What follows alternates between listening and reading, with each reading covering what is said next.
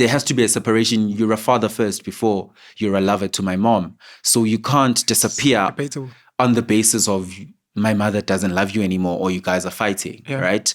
And there was never a moment from what I remember where my mother said, you're not allowed to go to your dad's house, or where she said you can't call your dad, or where she barred me from seeing my dad. So that's how I know that it was on his end in those instances. And even further, we had a huge argument in 2016, 17, where I opened a business at his house, Elamont. Elamont. Shout out to Babes with So my paternal side of the family, Elamont. Okay. I opened a business, a barbershop. I was still in varsity. So I was at his house. At his house. There was a yard.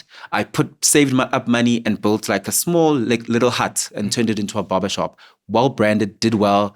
I think among my clients was Zakes, Bantwini. It did well. It actually did well for a year. Come on. Like people know about it. It was called Manvestment. Manvestment. Yeah. And it was purely about Lux barbering. Shout out to Shelton, because I was inspired by him. Legends barber. I'm Sheldon or Shelton. Yeah. Legends. Yes, Legends. Because I was inspired by him to start that business.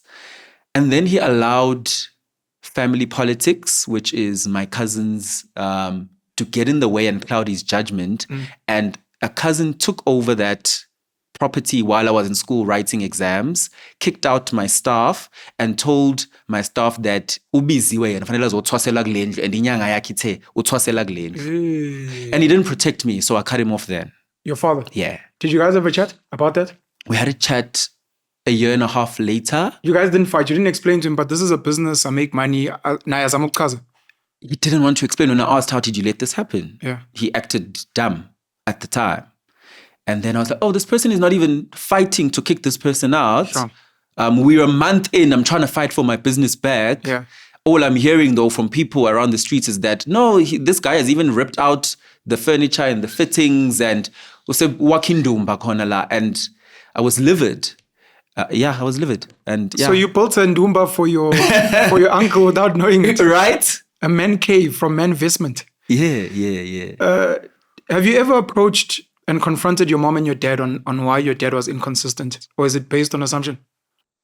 My mother then passed away without me getting a chance to approach her. I'm sorry. She passed away in 2015.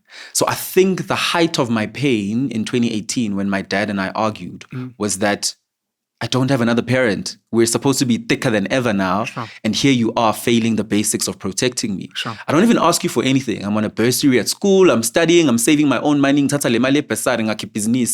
don't ask you for jack. Just emotional, mental support. Be there. Be a guide. Be a father. Wahluleka. And that's how I felt at the time. And I think it was valid. Have you guys fixed things since then? Yes, we have.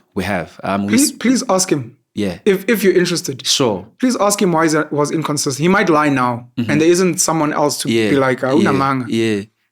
I'm only speaking from my perspective, and I'm biased. Sure. Unfortunately. I've struggled with access with some of my kids. And I try to imagine, but I can't. I try, but I can't. I don't know how my kids are processing what's going on. They obviously go to school, they see other kids, they probably hear their mom and whoever else is around talk, but I don't know what they're thinking. But my hope is that at some point when we reconnect, if they ask questions, I want to be as honest as possible, because there is this assumption that my mom used to say, my dad, you can see your dad anytime, it's him. But sometimes you find out that those are lies. Sure. And you just want to get that clarity just for your own peace. And then to ask, what efforts did you make? What happened? Because people are carrying trauma. And people are angry at their parents for things that they may not fully understand. And why I was like, I'm not sure, was your father first before a lover. I find a lot of people put the lover first. I find a lot of women, it's like, asajoli, asazwani, you've got a new woman, and you're like, but that's your child's father. Yeah. Sure. You're like, but that's got nothing to do with the child. So I find a lot of people don't put the child first. They actually put their own feelings and emotions first. And I'm saying, as a 30-year-old man, reflecting back, is that if he did do that and put Indombi first or whoever first, then that's the fault that I'm saying my anger was valid. Sure. Because you are a father first, no matter what.